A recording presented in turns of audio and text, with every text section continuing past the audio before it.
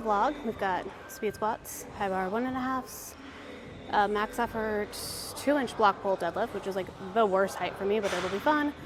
Some actually duffel bar good mornings. I'll explain that later.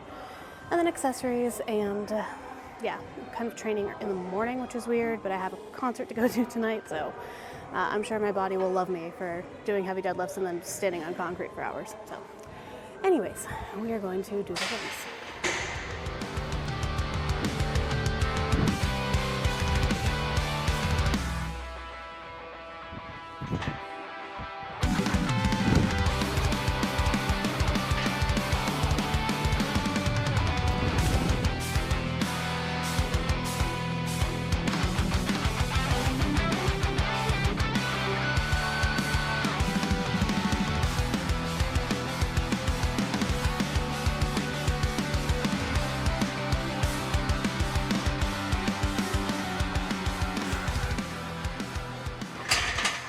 Those literally always suck.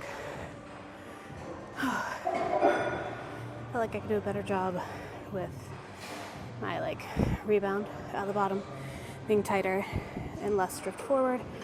I'll look at the video and see, but 4 more sets of that and then it's deadlift time. Got 2 more sets. These feel okay.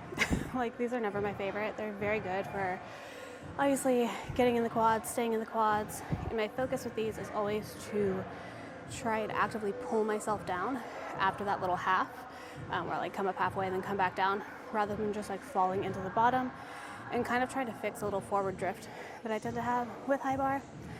This is 205, so it's nothing wildly heavy. It's 5 sets of 3, with short rest. And then we'll go move on to block pulls. I'm a big fan of doing some sort of squat work before deadlifting. It just makes my hips feel nice. I feel very warmed up. And I mean, you're kind of doing it on meet day anyway, so might as well.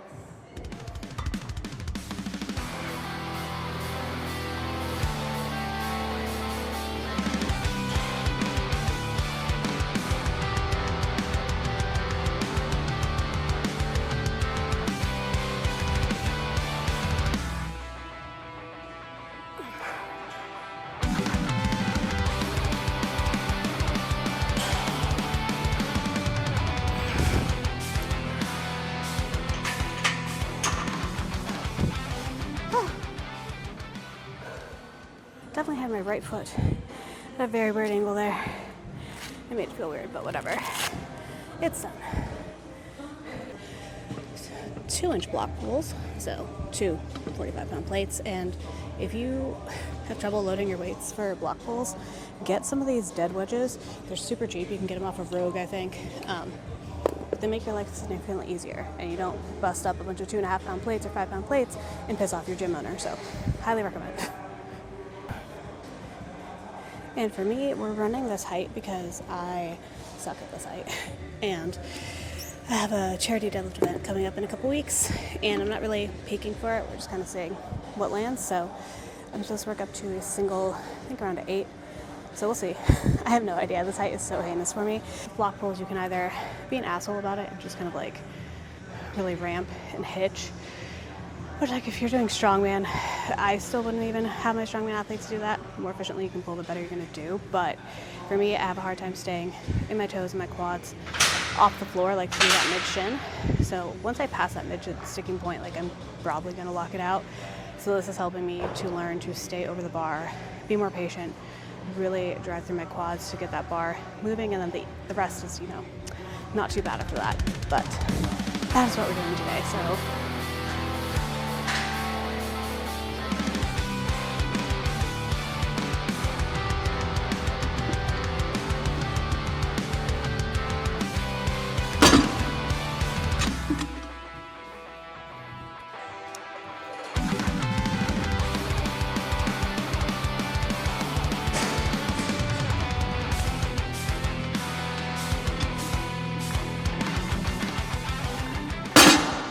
This is kind of my actually have to wake up and try weight here.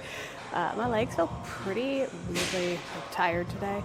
I'm not sure what that's about. Hips are a little tight. I have been at my desk for 12 plus hours for several days in a row, so that could definitely be it. But we'll see how this feels, and then we'll take it from there.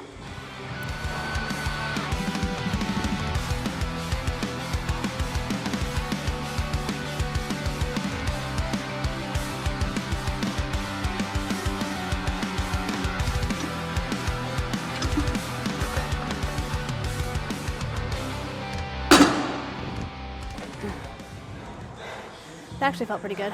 We'll probably go 335, and then we'll see what that's at. Maybe make another jump.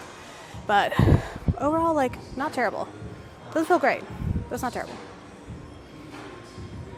Like, looking back on the video, need more lat tension. I don't know why. Like, that's been weird today. So I'll focus on that. But otherwise, they're fine. Like, they never feel good from this height, and I'm somebody who, like, deadlifts never feel amazing. Like, once I get over like 315, they kind of all just feel the same. Maybe I grind a little bit more, maybe I don't. But with these in particular, again, trying to focus on staying over the bar, which I think I'm doing a much better job of that than I have been historically. So we'll see. My plan for my deadlift charity event is probably open around, like, I don't know, I think I said like 345 or something, and go from there. My best pull is 370, and I did that in December, and I had more room there, for sure. I played a pretty conservative deadlift strategy because deadlifts were very weird during prep. So we will see how this goes. I've got 335 loaded up, so just gonna take like another second, get myself together, and then we're gonna do it. There we go. Top set music of the day today.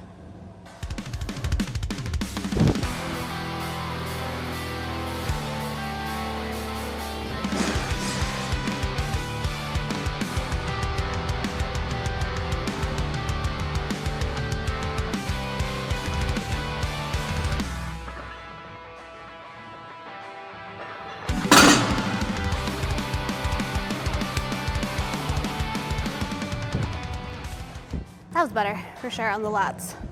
Probably go 350? Yeah, 350. That back, definitely better with the lats, but head's flicking up a little early. So just a little bit more head pack, like driving traps to the ceiling sort of situation. And that should help with kind of cleaning up that initial start. Because kind of once I get it moving, it's all good, which is the story of my deadlifts pretty much. If it gets, like, again, past that mid shin to like knees, I'm probably locking it out. As long as my nerve damage stuff doesn't, like, make my hand open, which that hasn't happened in a really long time, so hopefully we're good for that. But I'm gonna do 350, see how that goes. That might be it. Might go up again. Yeah, so we will see. But we're gonna get ready to do this.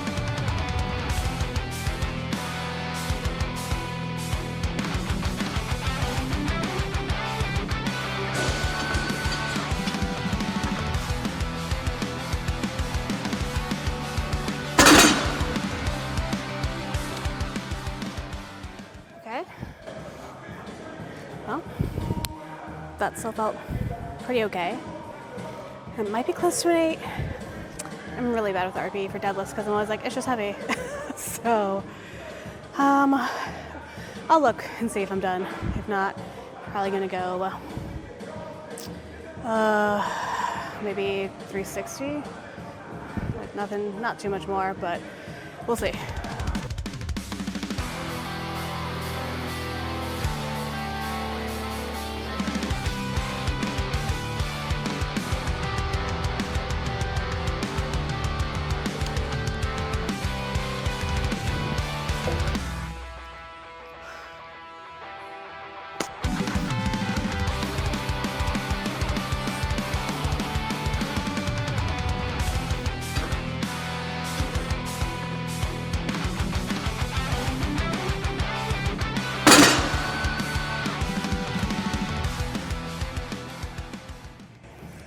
Definitely very happy with that, but I'm gonna call that an 8 and be done because I also need to be.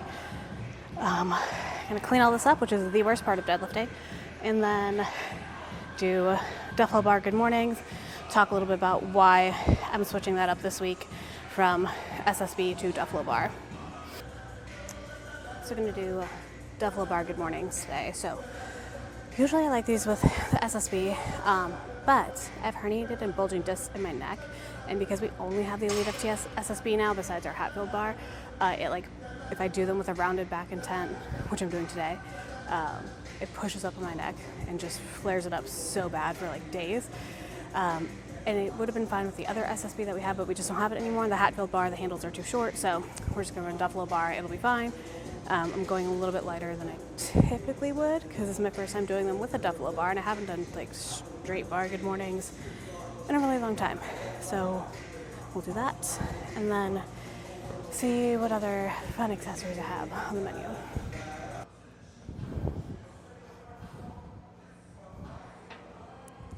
God, the worst part is just getting this out of the rack, honestly.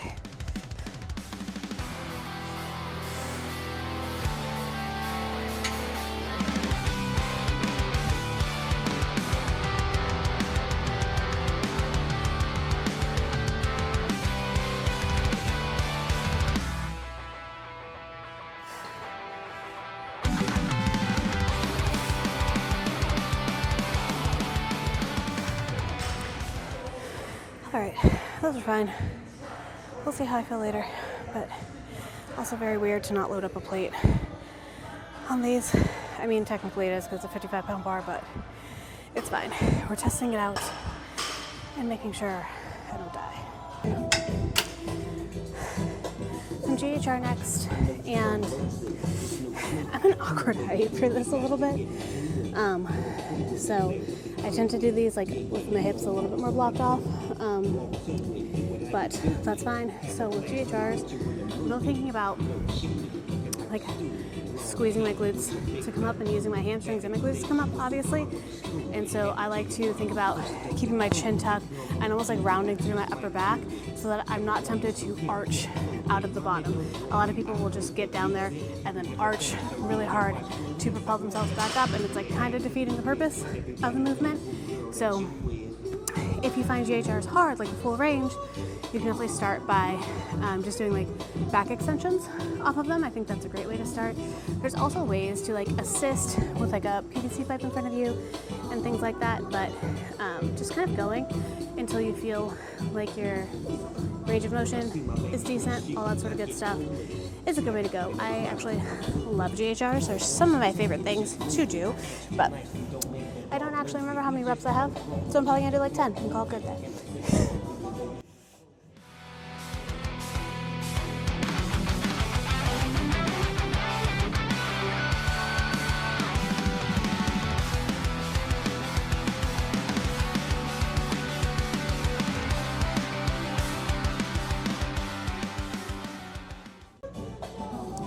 Like, I'm not perfect at these either, but kind of what we want to talk about with these is not arching out the bottom, so not being here and then doing this to come up, because that's really easy, right?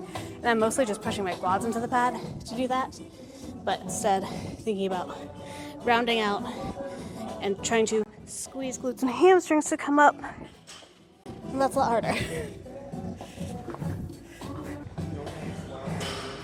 Also, my camera is about to die, so I'm gonna finish up my workout and then talk to you all after to see if I can squeeze out a very fast outro. All right, so editing Gabby here, and I obviously did not make it to the outro before the camera died. So I had filmed an outro when I first got home from the gym, but my mic wasn't plugged in all the way, so there's no audio there, so we're just gonna do it again and start again.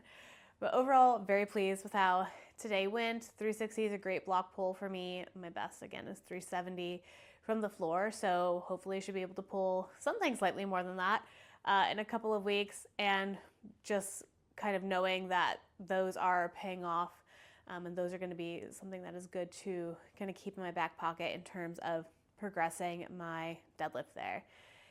And really, this whole week has been about just kind of stacking decent days, and also knowing that not every day is going to be a decent day. We're going to have, a few really good days, a few really bad days, and most of them are going to be pretty average. And as you get further into your lifting, like quote unquote career, the more true that becomes. And I think it's easy to get overly invested in both the bad days and the really good days. Obviously, with the bad days, it's easy to think that like you just got super weak and you're never going to pull this and that and whatever. And the reality is that all things come in time. If you have a goal weight to hit, you can probably achieve that. You know, genetics are a thing, but you can probably achieve that. It's just going to take time. So if you divorce yourself from this timeline, from this rush, you're going to find the process a lot more enjoyable and fulfilling than if you feel like you have to hit X number by X time. On the flip side of that, with the really good days, it's easy to say that, you know, oh, well, I hit this in the gym, I should be able to hit this on the platform. That's not necessarily true. There's a lot of things that go into platform performance, including like your taper strategy and fatigue management. Also, what type of competitor you are. Are you somebody who thrives in that type of environment? Are you somebody who that type of environment is very stressful, or your performance tends to be a little bit hindered by that? Are you somebody who cuts weight? All those sorts of things go into platform performance. And so I think kind of the best perspective is looking at the consistency over time and looking at how much you have both raised the ceiling and raised the floor. The floor being those things that you can hit kind of any day of the week, and then the ceiling being obviously your top end strength expression. And so I'm a big fan of looking at all the data, just consistency over time. And this off season has been consistently pretty good. And I felt like I've stacked a lot of like pretty decent weeks together. There's been some really bad days, and there's been some really good days too. But overall, it's been pretty decent and fairly consistent, and I'm really, really grateful for that. I think that the biggest part of making that possible has been just taking it really one day at a time, and honestly believing in my own abilities and capabilities. Like bench is such a good example of this, which by the way, I do bench. I realize I've just posted like squat and deadlift, but I did bench yesterday. I did my speed bench, and I have bench singles later this week, so I'll show those for sure. But bench for me has always been a lift I've really struggled with because I'm sort of built to deadlift, right? I am 5'5". I am not tall, but I have really long arms, really long legs, and my upper body is relatively weak comparatively to my lower body. So I always just kind of told myself that I was going to suck at bench, and that was just going to be it. And I think I benched like 110 maybe my first meet. And now, you know, I've benched 160 for a triple. I did 165 at my meet. Hopefully hit something around there, maybe more later this week. And really the biggest thing that drove that progress was just telling myself that I could be good at benching, or that I could be good at deadlifting, or could be good at squatting. Like all of that has made such a difference. Like, yes, programming's important, hammering the shit out of your accessories is important, you know, your recovery metrics, all that sort of stuff is important. But at the end of the day, even if all those things are in line, if you do not believe that you have the ability to be good at something or to be better at something, you're probably not going to get there. And the fact is, we all start somewhere, and we all kind of suck when we start, right? That's part of being a beginner. But the beauty of being a beginner is that there's really nowhere to go but up. And so just being okay with going into something and saying, hey, I'm not very good at this, but I like it and I want to be better at it, and I believe that I can be better at it, is going to do so much more for you than like buying fancy fucking squat shoes or paying a shit ton for whatever. That simple thing makes such a huge difference. And if you made it this far, thanks for hanging out. That was a ramble, but I'm gonna go finish editing this for y'all. We'll see how it looks. I did play with my camera settings quite a bit, but the reality is my gym is very dark, and it's been like cloudy and rainy here for the entire week, so the lighting is extra, extra bad. But we're gonna try, and we're just gonna continue to, again, try and get better at these sorts of things. So thanks again for hanging out, and I'll see you in the next one.